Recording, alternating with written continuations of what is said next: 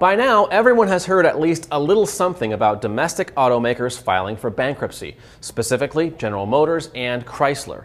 Now we know Chrysler, Dodge, and Jeep brands are being bought by Italian automaker Fiat, and GM is hoping to reorganize with the help of the U.S. government and, of course, your tax dollars. But what does it all mean to the average consumer? Now, to help us figure it out, we have Jessica Caldwell, an analyst with Edmunds.com. Jessica, does the average new car buyer or owner need to be worried about any of this stuff with GM and Chrysler?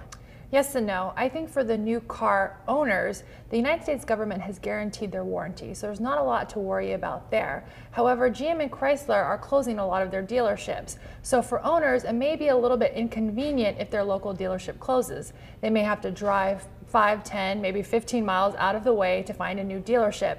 And maybe you've already had a relationship with the dealership you've been working with, and you're sad to see that go. So I think for the new car owner, it's more of an inconvenience.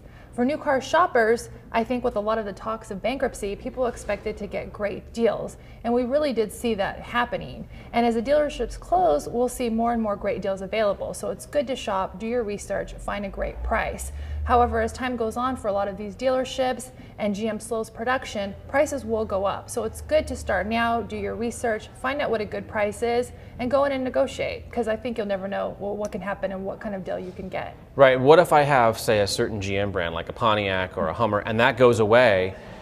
Will I still be able to get it serviced someplace else in town, or am I just out of luck if there aren't any more dealerships of that brand?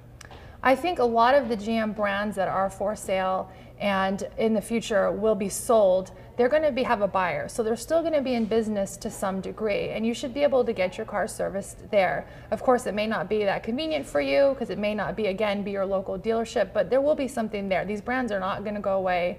It's going to happen a long time from now. It's going to be, a very slow process. So the warranty is covered, service is probably covered. You can get some great deals.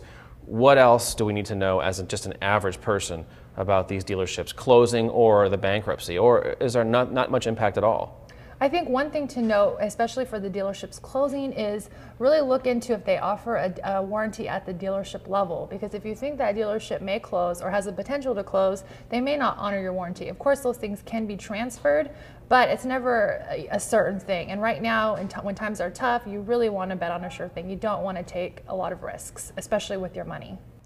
Great, thank you, Jessica. Now, as you just heard, it turns out big headlines about bankruptcies and dealership closings might not have that much of an impact on the average consumer. Be sure to check back at Edmunds.com frequently for industry news that's also helpful to consumers.